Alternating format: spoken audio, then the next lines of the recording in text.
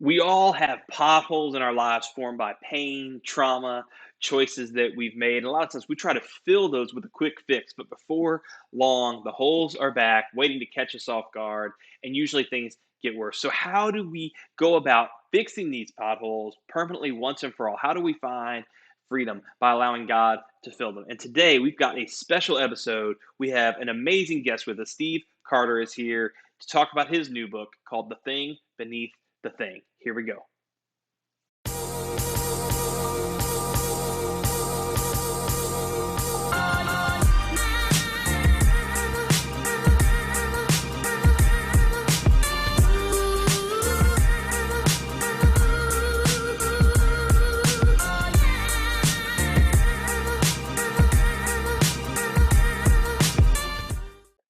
Welcome to this episode of the Reboot Recovery Show, where we're overcoming trauma together so we can embrace that brighter future. You know, if you're listening to this, chances are you've lived through some dark times in your life. And if you follow our show very long, you know that we like to talk a lot about roots and fruits. We talk about the thing that is beneath the thing. And that's actually the title of a book by our guest today, Steve Carter. He is here to talk about that new book that's coming out in early August. You'll be able to buy it wherever books are sold. But I'm excited because really what we want to teach you today in today's podcast is he has some chapters that I think are just fantastic. But he talks about how there's these potholes in our lives, and a lot of times we try to just fill them up with temporary things, whether that's choices that we make or things that we hide out in or whatever it is.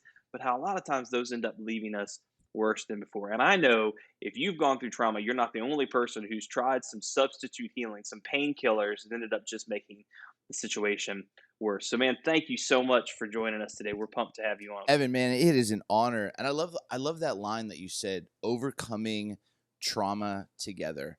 I think it's so important. I mean, that's why podcasts like these are so crucial. The ministry that you are doing and your wife are doing and the team that you have throughout all these churches across the country, like why it's so important is because you it's really, really hard to do this by yourself.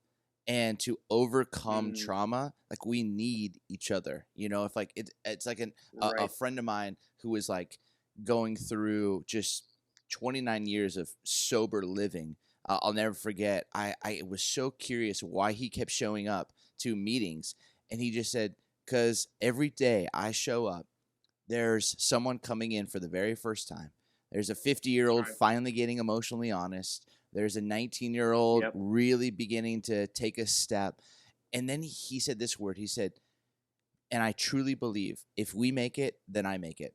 And I think what you're Yeah. doing, Evan, this is so important. And so thanks for having me. Thanks for being willing and able to just open up your life and begin this conversation after the thing beneath the thing. Yeah. No, no, no. I was going to say, so first, I guess, tell us a little bit about, you've been doing ministry for a long time. You do a lot of podcasting. Why this topic? Why now? What was sort of the genesis or the origination of what led you to talk about this specific Yeah, topic? for 20 some years, people have come into my office, whether in the local church or whether it's coffee, in a or at a restaurant, and I've been really, really fortunate. I mean, it is a true gift. Like, um, people have just shared some of the deepest Mhm. pains, the wounds in their story, and what's amazing Yeah. is like I started to realize nobody that I ever talked to woke up one day and said, "Steve, here's the day. Today is the day that I'm going to train wreck my life. Today is the day that I'm going to sabotage every good thing that God has given to me.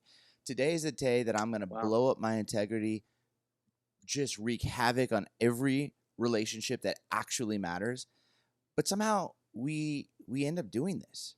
And I think just Right. as a pastor, or maybe even a better way to say it, as like a student of humanity, I've been so curious why we do what we do, or better said, why I do what I do.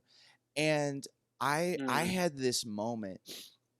It was probably like 14 years ago, but I was driving home from my grandparents' house. It was in Grand Rapids.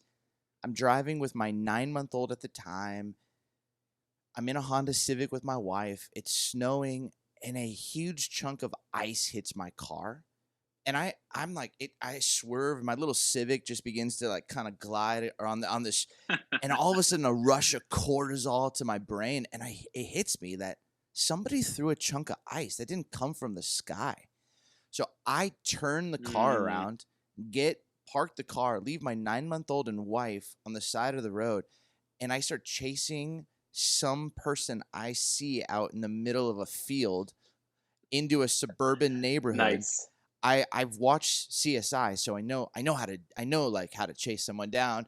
Yeah, you're Yeah, like, "I'm a totally. tracker." You're like, "Basically, I'm a tracker. I was Yeah. looking at the Yeah, I prints. I got was" this. I got this. I'll find you. And I'm like screaming things like, and I get into the suburban neighborhood. I hear a garage door close, like 3 doors down. Not a great band, by the way. But like I run to that door and knock on it. An older gentleman comes. I was like, "Hey, did someone just run in here?" And he's like, "Oh, my grandson and his friend." I'm like, "Great. Can I talk to him?" He's like, "Sure."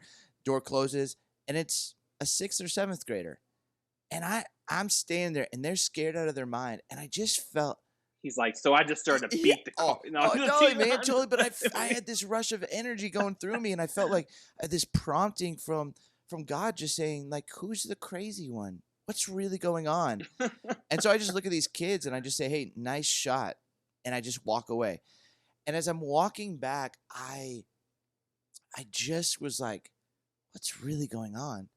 And I was just leaving my parents, my grandparents' house. We were on the verge of a move from Grand Rapids to California. The people who said they were going to buy our house on our way to my grandparents' house had backed out of the offer. So Oh, and so wow. I'm freaking out. My dad's got leukemia. I feel terrible for taking this opportunity to leave him.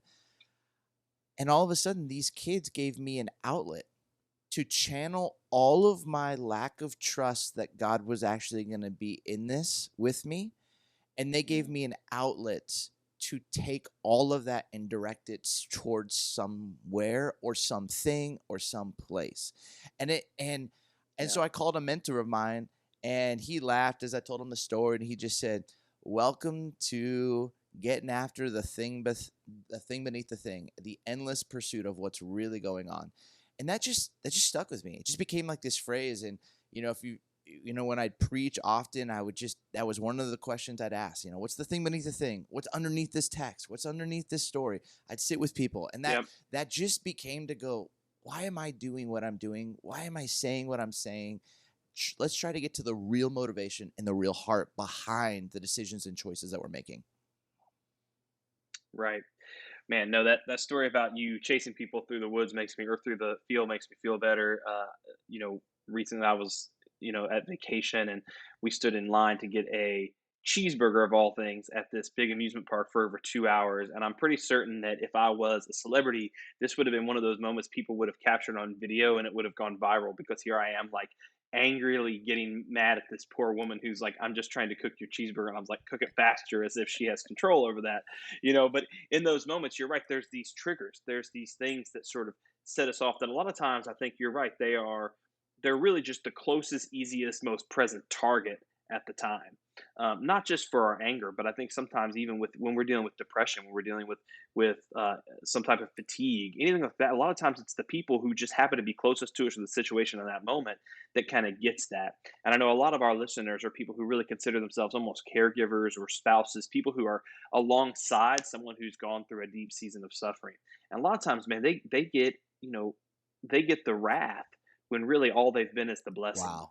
And I think that can be really, really tough sometimes. And so in your book, one of the things I already told you before we started this is I think that when it comes to clarifying what a book is about, I feel like this book coming out by you maybe has the clearest chapter titles I've ever read in a book, and the clearest subjects. And one of those in there you talk about is hideouts. It's where we go to escape the pain of our story. And I think escapism, it's natural, right? I mean, we all want to escape it.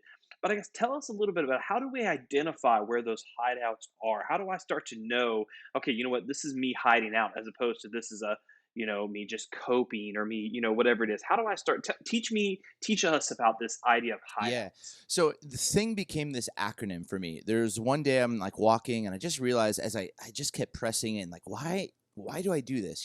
The apostle Paul says something like to the extent of, why do I do the thing I hate? The good I want to do, I do not do, Yeah. right?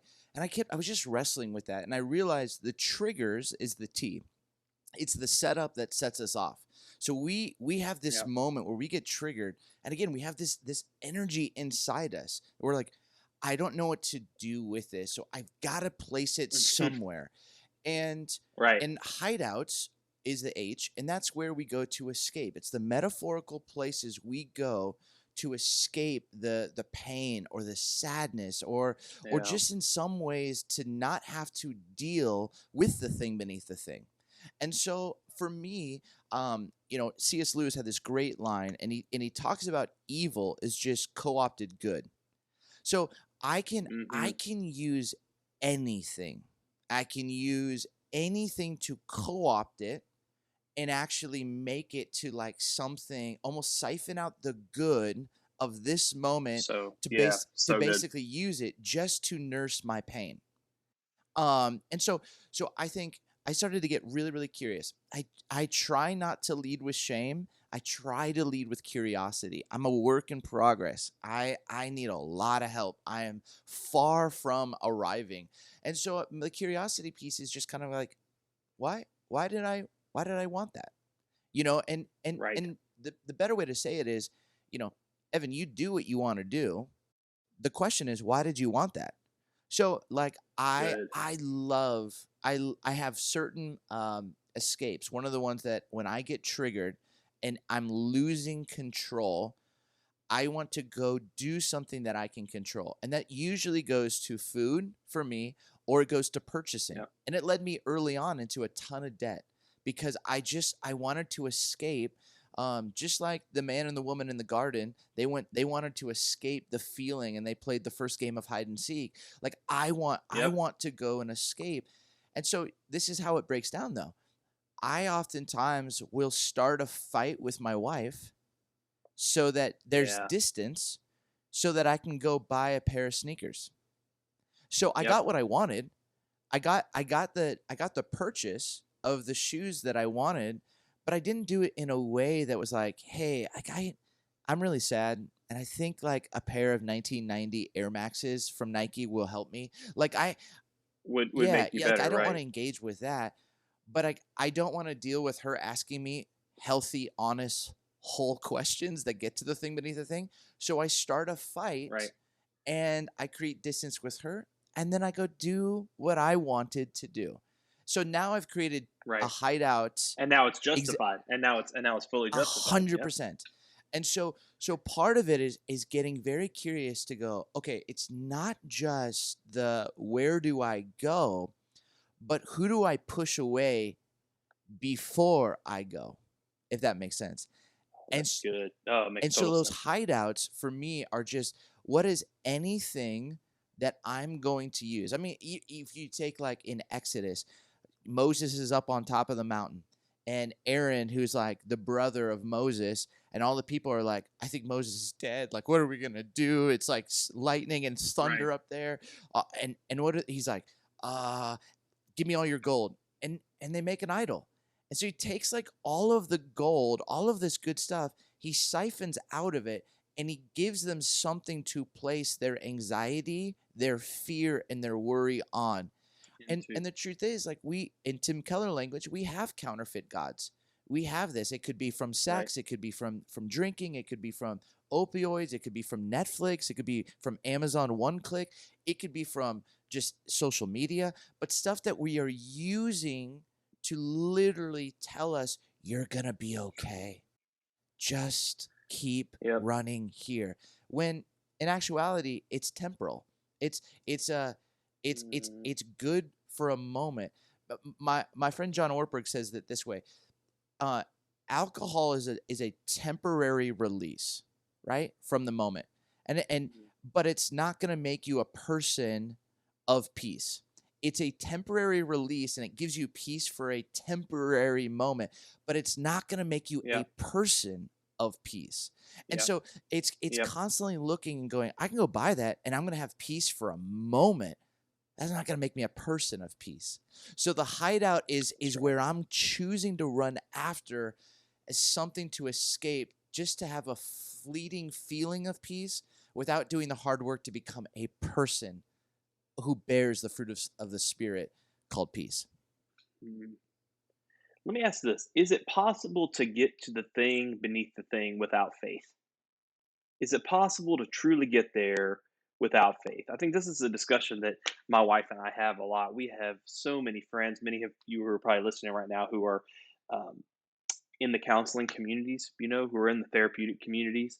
And I think there's this constant rub between how deep can therapy go, how deep can faith go. So let me ask you, what's your personal opinion? Can you get to the root? Can you get to the thing beneath the thing without the Holy Spirit or without faith being part of the conversation? What do you think? So I just say this. I think for a lot of us, we've had to, um, if you could strip away all of our bad experiences with church or bad experience with certain faith leaders, I think it would be an easier conversation. But we often bring in a lot of baggage when it comes to Yeah, faith, yeah, which, yeah, woundedness. Yep, woundedness, right? So it makes it a little bit trickier for us to trust. I think a great spiritual totally. director, a great therapist, a great counselor, a great rabbi like Jesus want the same things for you. They want freedom, they want peace, they want love, and they want transformation. If your counselor or your spiritual director or your pastor or your like someone who's walking with you doesn't want that for you, you probably are sitting under a narcissist, and that's not going to be helpful for you. So that my friend Steve Cuss taught me that, and it's helped me so much because I strip everything away that is Yeah, literally going to rob me from like what's at the heart of faith. The heart of faith is that you and me would walk in peace and freedom and love and have that personal transformation through Christ. Uh, Not fog machines and big old parking lots and you know what I mean. All of the yeah, so I'd say, and I also would say there's a lot of really beautiful, healthy counselors, friends of mine who are far from God, me too. that are doing really great work and they ask really great questions, um, and so I think it's possible. What I've come to find for me, I'm not saying this for everyone, for me, what has been helpful is when I have been able to lean into the person of the Holy Spirit, the way of Jesus Christ. It has just given me a kind of a way in which to walk in peace and freedom that's Mhm. worked in my life, that has helped me get after it, um, not from a place of shame, not from a place Right. of anxiety, not from a place of worry, but a place of Or curiosity. even, or maybe even religious works. Exactly. Sometimes I think that's right. Like if I could just do this spiritual activity enough, then this wound. And one of the things that we pray about, we talk a lot about in this show as a team. We talk about it as a staff. Is this idea of physical wounds, this idea of mental wounds, but also this idea of spiritual Yes. wounds, and sort of realizing that it's three tools for three different parts of our Yep. being. And I think realizing that when you were going through and you were saying, you need a good counselor or a good spiritual guy, whatever, and then you were going to say rabbi, I thought you were going to say rapper, which I think maybe that's beneficial too. Have a good rapper in your life that just freestyles everything you're doing. I think would be a great daily thing. I kind of want that actually, like a freestyle would be like he's brushing Yep. his teeth, like that'd be Did sweet, did you have a hip hop name? Did any of your friends give you one growing up? No, so it's interesting. When I was a little kid, this is an embarrassing story. So thank you for I bringing that mean, up. I feel like you Um, opened the door, and so I just was like, "There's got to be a story here. I thank gotta. you. I like. I'm. When I was little, they nicknamed because I was a big kid. They named me Big E, which is basically like Big E. Before there was Big E, like Biggie Smalls, there was just Big E, which was me. But then I was the only white kid on most of my sports teams growing up. And so because I was the only white kid, they used all sorts of hostess analogies for me being the cream filling. So like the name that stuck, embarrassing, I'm saying this on air right now, the name that stuck for most of my sports time was the name Twinkie. And so everyone called me Twinkie because I was golden on the outside and creamy on the inside like a Twinkie. And so I've got some deep trauma actually, Steve. So when I was five, I'm just messing, but but maybe that could have been my rap name, like Twinkie E. Yo, What do you think? I think it's I I mean, think it's gonna I think stick. it's fantastic. I mean, because you got Twinkie and it ends with the E. I mean, it's just gold on the Already outside. Twinkie I E. mean, I see it, bro. I see it. I mean, it's Yeah. Not just gold on the outside, gold on my. I could have gold on my teeth, gold on my necklaces, gold everywhere. Man, But no, I think I don't. I think the opportunity to launch a rap career yeah. has passed. I think that that ship for me that ship has sailed. Pretty certain. Right now my rap is mainly Dr. Seuss books I That's right. read to my That's kids. right. That's about the extent of my rhyming.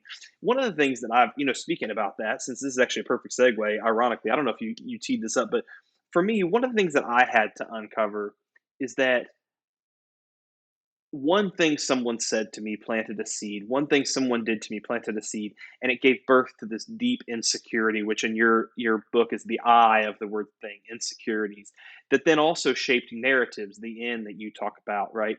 And insecurities are the false stories that we create about ourselves. Narratives are the false stories we create about other people, is what your book says. And I think for me, this has been the toughest part to heal. A friend of mine, Bob, said to me one time, he said, Evan, I wonder sometimes if you actually see what's happening, or if within a relationship, or he's like, sometimes I wonder if you see what isn't happening, but will it to happen because you're almost creating a narrative that's not there, based on my own insecurity. And that's something I really have to watch, because sometimes I'm a perceptive person. And sometimes what's perception and what's insecurity slash narrative that I'm crafting, some of those things, if you misread them, they can become self-destructive or destructive to your relationships. And I know a lot of our listeners, because I've worked with a lot of you who are listening.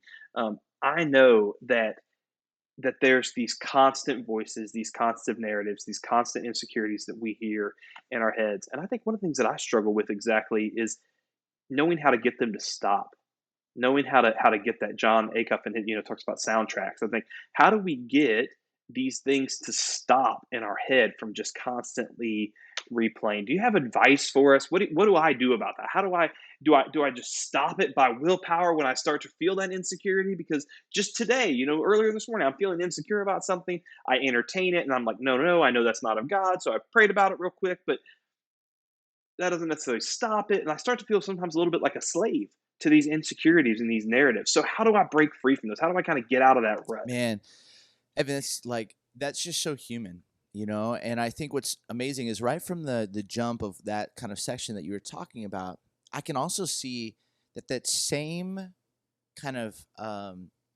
architected ability that can create stories of insecurity or narratives, that perception, that gift of creating also probably helps you in some absolute blessing that God uses It for does. good, with the ministries, with the writing, with all the stuff that you all are creating.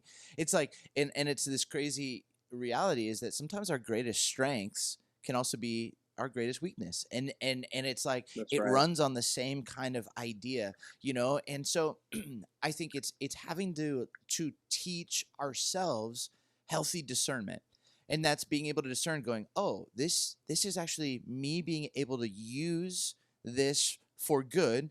And in Spider-Man theology, with great power comes great responsibility, this is me actually being irresponsible with that gift, and I'm wasting time and energy, and like I'm actually using what could have been used for better and more good Exactly. for actual creating. And the thing I'd always tell parents when I was doing student ministry work was, hey, your kids are very perceptive.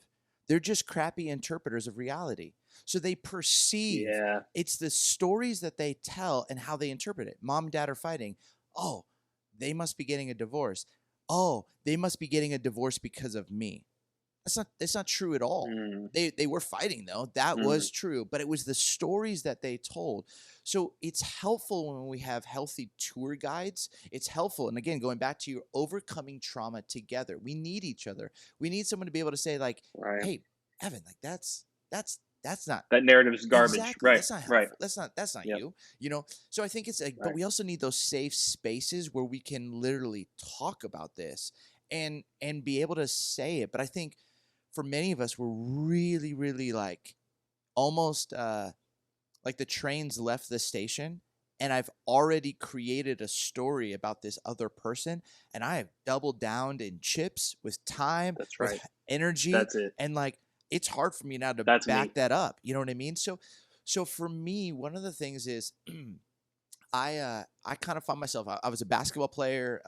I played in college. It's probably a little bit of a lie because I sat the bench, but I got free shoes. But like I like would love the thought of being in a stance. And that's like when I was on defense or when I was like caught the ball, like I was in a stance. And if someone hit me, like my weight was like on my Yeah. feet, like Yeah. I wasn't gonna go anywhere.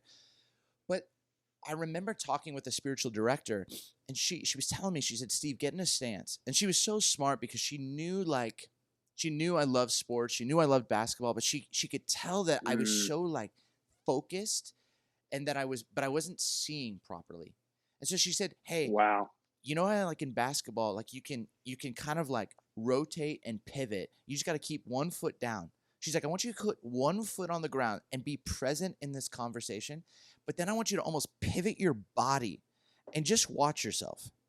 What and get curious like you were a pastor. Get curious like you were like you were actually asking, Steve, why are you getting so worked up about this like TSA agent right now? Why, Steve? Why are you getting Right. so worked up in this moment? Yeah. Is it really about Yeah. this person? Yeah. Like, what's this really Right. about? And it became like, a little bit like awkward, but I would just feel my body swaying a little bit, like in a Start to conversation, pivot. I and love it. just in Yeah. that, Yeah. That's I just great. started to like go, oh man, Steve, this isn't about them. This is about something else. I'm a chronic and like this is the part of me like if I had a silver bullet I would change. If you tell me one thing, I will create the greatest Yeah. storyline based around one little piece of data, but it will be filled with expectations that are impossible and unrealistic. And so all of a sudden, the reality of my birthday, the reality of a date night, the reality of a vacation, the reality of Dude. some kind of experience happens, and it can never fully meet my unrealistic expectations. And so then I'm like, ah, man, people don't care. They don't try as hard as me. Like all these stories start coming into my brain, and I'm like, Right. wait a second, that's not true, and that's not Yes. fair. But like, why am I avoiding the present? Why can't I Dude. just be here? Why do I need so much from this trip or this date night? Why? What is it? What is it? And it takes me back to oftentimes I'm siphoning out the good of vacation or the good of this date because it's got to fill Man. something in me. And if it doesn't, it gives me a reason to create distance, or it gives me a reason to get angry. It gives me a reason to actually run to something else other than allow, I think, for the beauty of grace to do what I think grace wants to do in me. And that is to make me whole, not fractured, to make me holy, like a life set apart, and to make me spiritually healthy, like literally heal those broken places within me.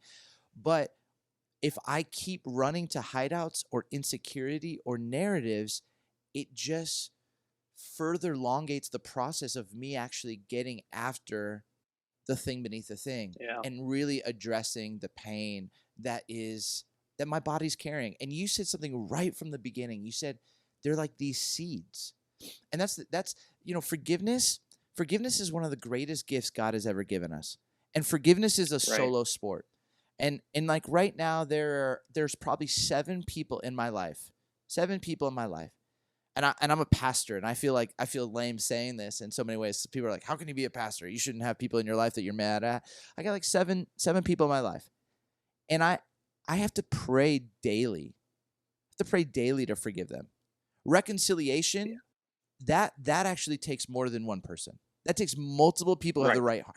But forgiveness is saying, Right. I don't want to carry this in my body because I know that Right. if I don't deal with this, it will become seeds of bitterness, seeds of Right. anger, seeds of rage. And typically the people that like who brought this pain upon me aren't actually going to deal with my rage or my bitterness or my anger. It's the Right. people I love most. So Yep. so Yep. I just find myself going, dude, forgiveness is the ultimate rototiller because it's just getting after that stuff going, I don't want this in my system. I don't want this in my mind. This is like precious Yeah. real estate in my heart, my body, my mind. And so you're talking about Yeah. that spiritual wounds, those physical wounds, those mental wounds. Like that's precious real estate. I mean, that is Right. like, you know, Southern California beachfront property. And I think Right. I'm like basically uh thinking it's some abandoned lot. And I'm like, no, no, no, this is Yeah. precious real estate. I got to make sure that I'm caring for it and maximizing its profitability. And it's like, it's the opportunity of what God wants to do in and through my brain, my heart, my body, my spirit, my life, my faith. Yeah.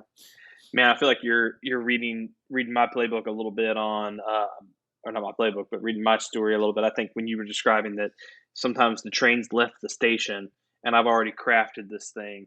I think one of the things that my friends, my family, everybody over my life, they said, "Man, Evan, your brain moves really quickly. Your brain, I can create something really quickly, and that strength becomes dangerous because I color in the picture really quickly before I even really have all the Yep. facts." And my wife actually uses a phrase. She says, she'll stop me and she'll say, "Evan, you're catastrophizing," Ooh. is what she'll call it. And it's basically where you're manufacturing a catastrophe that hasn't happened yet. And this is the root for me of anxiety. This is the root for me of overworking. This is the root many times of me for fear. This is a root for how I treat employees or how I treat staff that I work with. Right? Is because if I've created a potential catastrophe that's not here yet, think about how it changes how I govern my relationships, how I interact with people. And I think a lot of times, especially we work with a lot of military people. How often is there a time when something in your careers could go badly and we catastrophize? It hasn't even gone badly yet, but it could go badly. And I think that's something that I love, the way this idea of the train's already left the station. I think one of the things that we can slow down is stop and say, okay, wait a minute. And I love that pivot. I mean, if you guys were listening, I mean, that's just so perfect to say, let's pivot. Let's look at our situation and say, do I actually have the full picture here yet, or am I making something up that may not actually be there?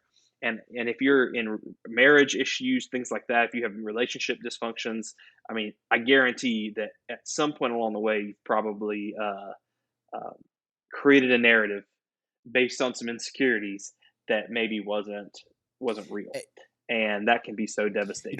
Can I offer up like one other thought with this, because I like Yeah, of course. for Yeah. me I there's basically four kind of practices, because and again, some of it comes because I ran the scout team for our basketball team, and so we were constantly watching game Hmm. tape, and I think it's helped me to actually go back. And you have people all the time on our team who'd be like, "Man, I locked that guy up," and I was like, "I was sitting front row seats on the bench. You did not D that guy up. That guy owned Right. you." You're like he scored 22 and got 10 Exactly. rebounds. I'm not sure Yeah. you teed You him know, up. and but you can have this conversation, but then when you're watching the tape, you're like, the tape doesn't lie.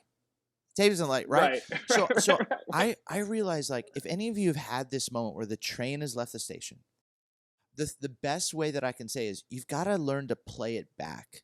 So just play it back. Again, not in shame, but in humility and curiosity, Right. And and learning. exactly. And so Learning. ask Yeah. yourself, like, okay, it seemed like it was going well. I'm playing it back. I'm watching. Oh, it was right here. It was right here. I got triggered at that tone, or I got triggered, and this is where I started to catastrophize, or this is where I literally went from just healthy to really unhealthy, not just for me, but for others.